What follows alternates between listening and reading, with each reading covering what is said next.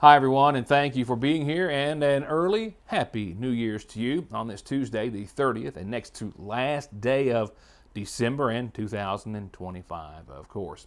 A cold one to note, with more of that to continue throughout much of your 7-day. Only a few tweaks to be made to your forecast from last night. However, several tweaks to be made to the planned programming for tonight, as all the news that I had on tap for this evening has now taken a back burner and will be covered later on in the week in regards to a number of indictments returned by the McGoffin County Grand Jury, some other important courthouse notes and things of that nature, and a few other stories we are working on.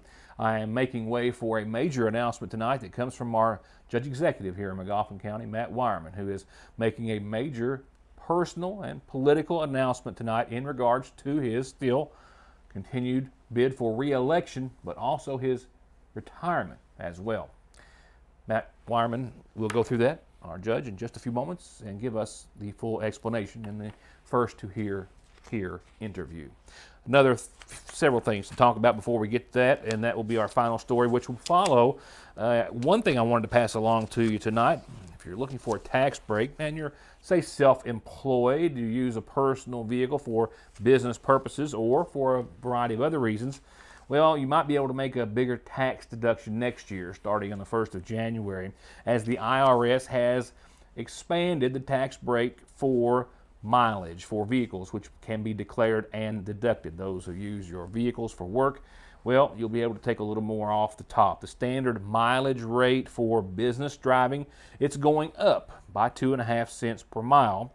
The standard mileage rate is a number that is set, of course, by the Internal Revenue Service, and it's basically set in cents per mile, and that's how they add and subtract, of course, your taxes, any deductibles using your personal or private vehicle for any business purposes when you're filing your federal income tax form. So those self-employed individuals, freelancers, small businesses which use their private vehicle for business use, we are now going to be able to claim a little bit more, and you might want to go that route. There's a couple of different routes you can actually use in that manner.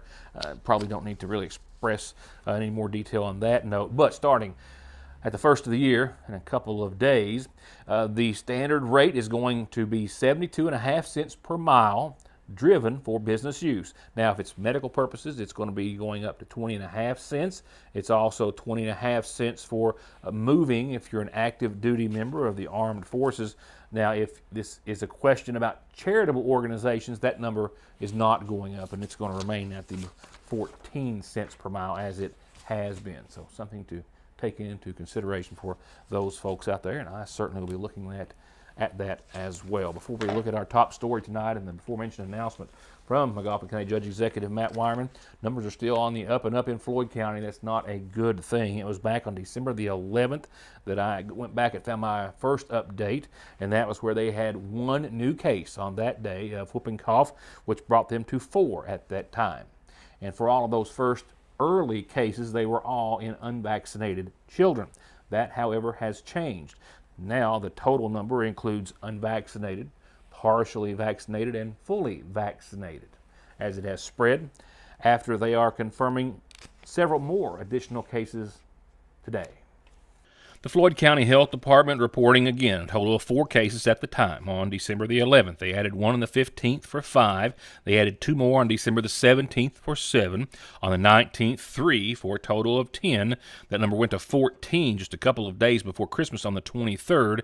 And today, the Floyd County Health Department wanted to inform the public of 3 more cases for a total of 17 cases of whooping cough or pertussis, which they have identified, the highly contagious respiratory illness, with vaccination remaining, they say, the most effective way to protect yourself and others. With symptoms often beginning like a common cold, a runny nose or stuffy nose, sneezing, a mild cough, and low-grade fever later, but can quickly progress and get very worse very fast and include severe or prolonged coughing fits and that high-pitched whooping sound, which gives it its commonplace name. At the time of our last update from the Health Department in Floyd County, I had checked in with McGoffin County Health Department Director Pete Shepard, which indicated there were 0 cases active in McGoffin County at that time, and we'd only had 1 earlier this year, and that was in the case of a of a preschool-aged child, which is not required to be reported to the Department of Public Health. We'll be checking in with McGoffin County here in the coming days and see what the status is now, with Floyd County officials still recommending and encouraging everyone to be vaccinated.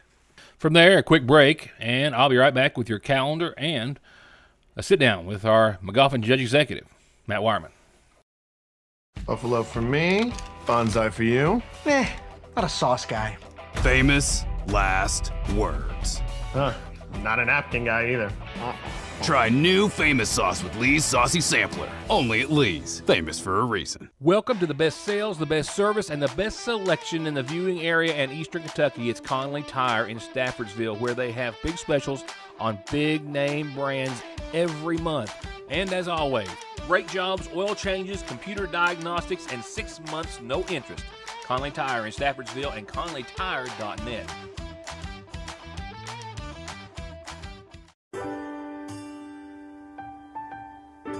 There are buttons to button, snacks to prepare, math problems to help with, and boo-boos to kiss. If you have people who need you, you need life insurance. Talk to a Kentucky Farm Bureau agent about a policy that protects the ones you love. Kentucky Farm Bureau Insurance. Big on commitment. Johnson Central High School stands alone in providing the most college and career programs of study in one building throughout the entire state of Kentucky. This includes pathways in everything from the medical field to engineering, telemedia, welding, agriculture, and even aviation. And that's just to name a few of the 32 different choices.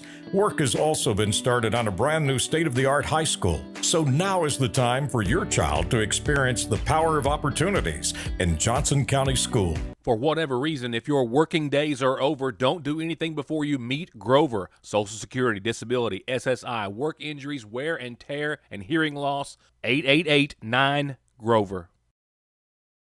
One name, one call, one ultimate solution to your heating and cooling, sales, 24-hour service, and installation for home, commercial, boilers, chillers, and VRF systems. With over 15 years of experience and now based right here in the viewing area, Ultimate Air, 496-6651. It's McGoffin Farm Bureau calendar time, and, kind of normal for this time of year. Not a whole lot going on, but an important reminder from Rumpke, who says that if your garbage collection is this Thursday, which is New Year's Day, it will be Friday. And if it's normally on Friday, it will be Saturday. But also at the same time, as they did with Christmas, I noticed that they were out there kind of picking up a little early if they had some available time to just kind of get ahead of the game, so to speak. So if you see someone out or want to put yours out a day early, if you can, without, having to worry about the winds or the animals getting into it, well, that might be something you want to consider. I know they were up through Dixie a day before they were actually scheduled to, just trying, like I said, get ahead of the game over the Christmas break. From there, I do have one other announcement this evening, and it comes by the McGoffin County Funeral Home, where they have announced the passing of Daryl Bailey of Richmond, who passed away on yesterday's date. Daryl was preceded in death by his parents, Roy and Vertrice Bailey. He is survived by his child, Phoenix Bailey, and siblings, Donald, Ronald Bailey, Deborah Abram, and Barry Bailey, and a host of family and friends. Daryl will be interred at the McCarty Family Cemetery in Sangersville with a memorial service to be announced at a later date.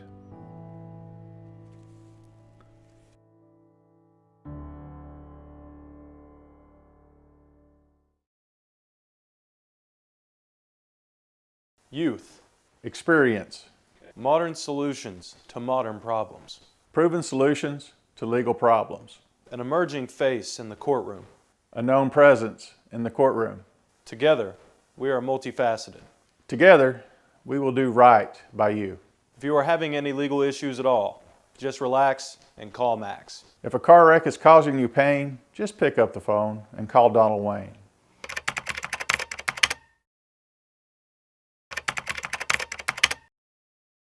SMB is proud to stand with you with what might be your very first and definitely last checking, savings, retirement, even Christmas club account, along with consumer, auto, mortgage, business loans that you can easily manage from anywhere in the world with safe, secure mobile and online banking that comes from over 120 years of commitment to your financial life and well-being. Today, tomorrow, and forever. Salyersville National. 90s Mixtape Live.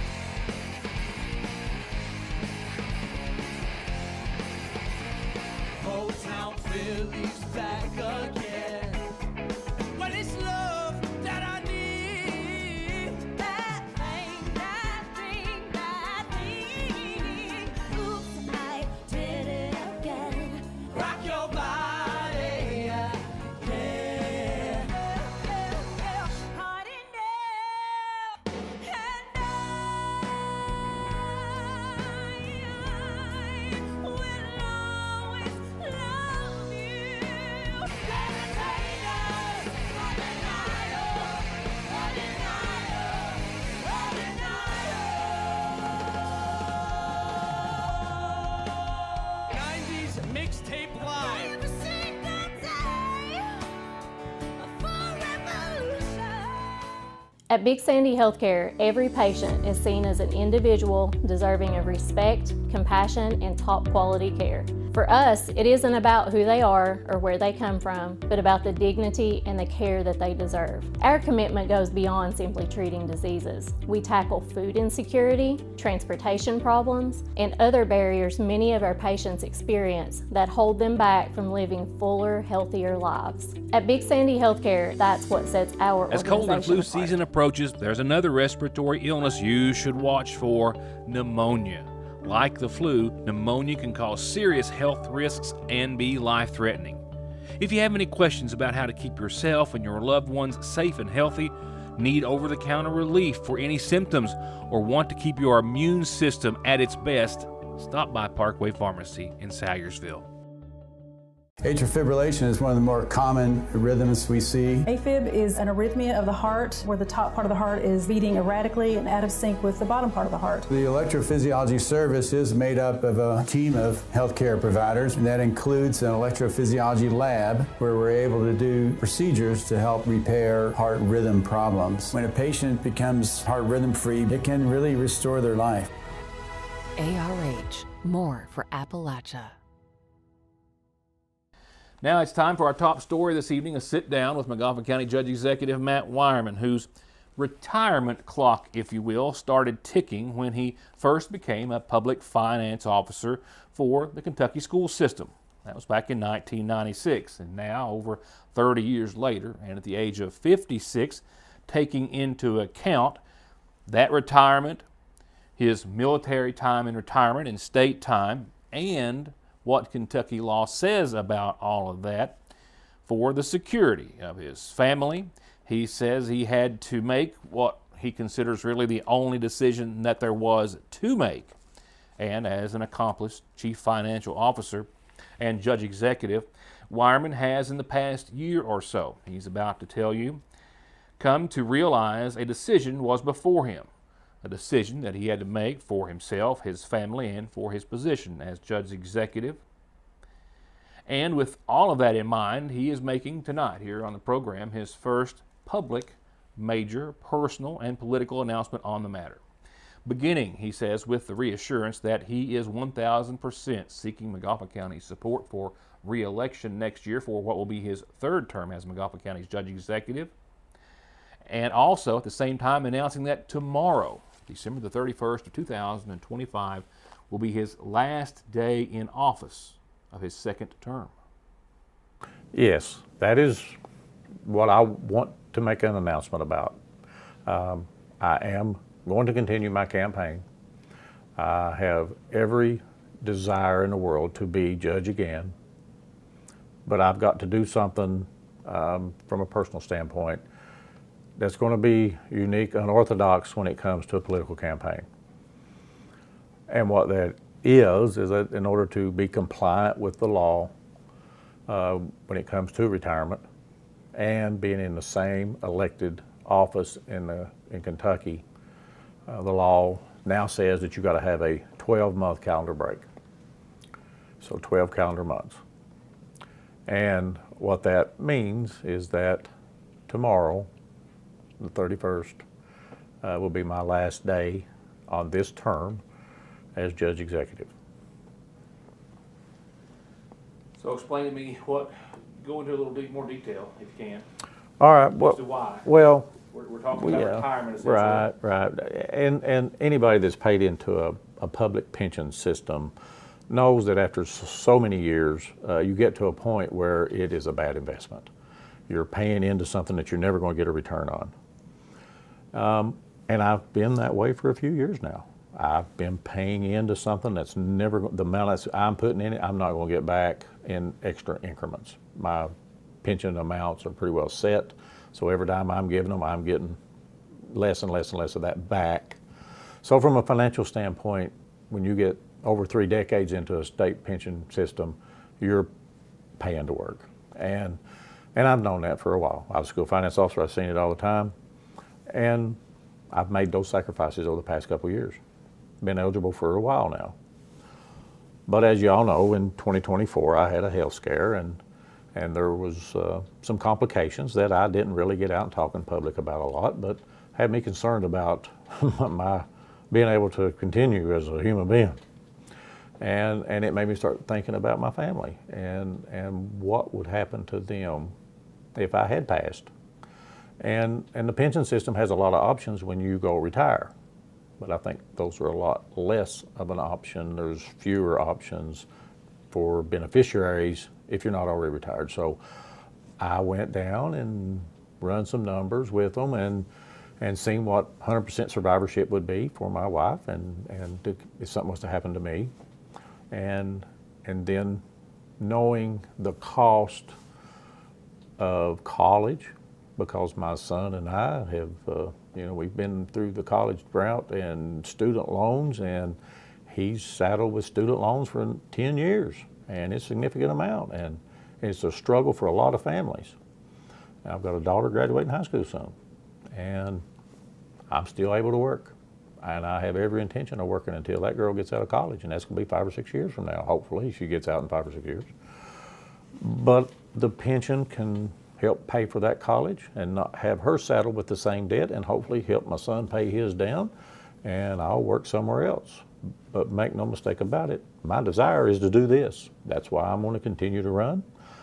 We've accomplished so much over the past 7 years, even with the shutdown, with the COVID and all that mess that we've been through and all the FEMA events that we've been through.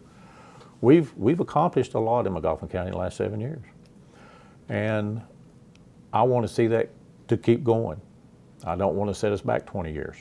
And people will know, what the options are come November. If I'm successful in May, right now don't have an opponent. I hope I don't have one anyway. But if I do, we'll make that fight too, and hopefully be there in November, and then January 27 walk back in and keep things going that we've got in place now. There's a lot of things like the water issues that we've been trying to push out on 1502 and 542 and 378. They just haven't got completed yet, but those are coming about, going to happen here probably in the coming months. It's unfortunate I won't be here to help lead that and guide it, but the things are in place for that to happen. We've put up things for our community, because if we're going to have economic development, we've got to have things for people to do. That's one of the reasons that I push so hard to redo our parks and to expand our parks and to do the things that are parks.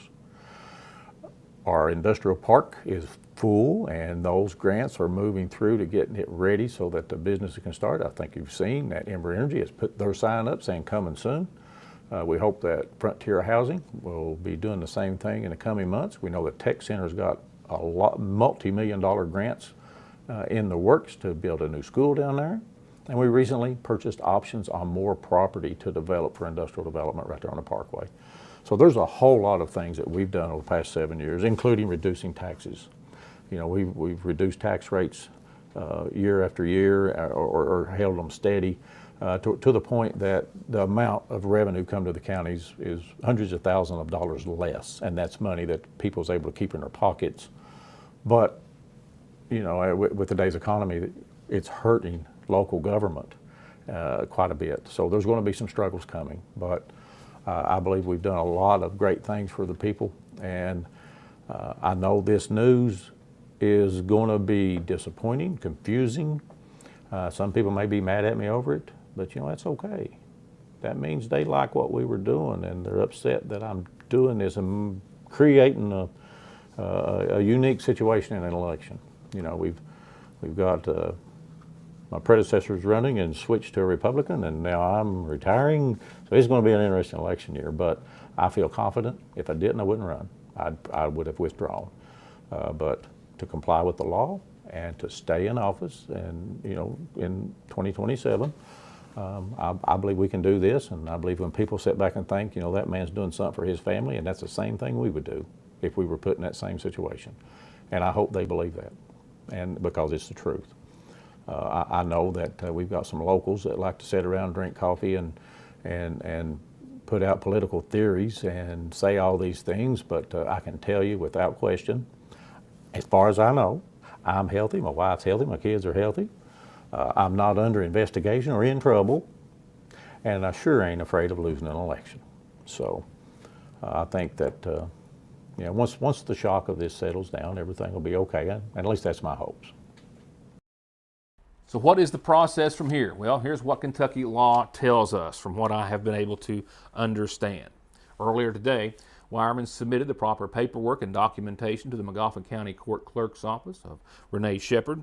From there, she forwarded those papers and documents to the governor, alerting him of the vacancy now created as of tomorrow for the position of Magoffin County Judge Executive.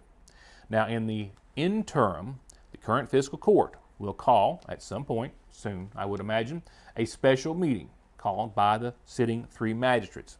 And they have the duty to appoint one of themselves as the interim judge executive until the governor appoints someone to fill the remainder of Wireman's judge executive term, which will essentially be all of 2026. We will be talking much more about this. I can almost certainly guarantee you, especially when this even more interesting election starts to heat up. Here's tonight's Licking Valley RACC Outlook, taking us into the new year. 22 degrees is where it's taking us tonight after topping out at 35 on this Tuesday the 30th. We're at about 29 right now and on our way back down to about 22, which is pretty much exactly where we started if we hit it. West winds out of the that direction have been clocked at anywhere from, well, 14 miles per hour earlier today here in Sagersville, so that 5 to 15 has been a pretty accurate range in prediction and forecast. Mostly cloudy skies this evening, followed by your Wednesday, the eve of New Year's, hence New Year's Eve. What's it hold? Well, tomorrow, I believe, we've got mostly cloudy skies. We've got temperatures hitting right around 40. Another breezy day in the neighborhood. Again, 15 miles per hour or so out of the west-southwest. Chance of snow late tomorrow night. Could be a little light snow bringing us into the new year. Don't see a major player here as far as accumulation is concerned. Half an inch on the high side is where we'll call it and go with that. That's what you might wake up to New Year's Day. With the snow wrapping up, I believe, about that same time. Cloudy skies gradually giving away to some sunshine New Year's Day. So if you've got the day off, it'll be a little gray, maybe a bit of a white start, and then hitting around 37, 38 with some sunny skies and some calmer winds, I'm glad to report.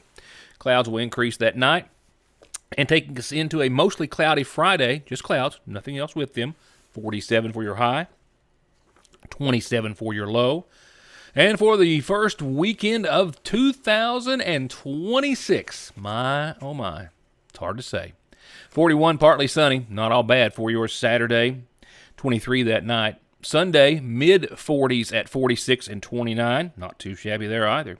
Monday of next week, we'll start off right around 50 degrees with some sunshine. Slight rain chance during the overnight Monday night with lows right around the freezing mark, which could mean a few flakes or so. Tuesday of the new year, still partly sunny skies. Temperatures look to be backing off just a bit to around 45 or so from the 50-degree mark we hope to hit on your Monday. But still, a partly sunny day with nighttime lows probably in the mid, maybe lower 30s. So all in all, still a pretty decent run. No major weather players as we go from one year to the next. Thank you for watching, everyone. Good night. See you next time.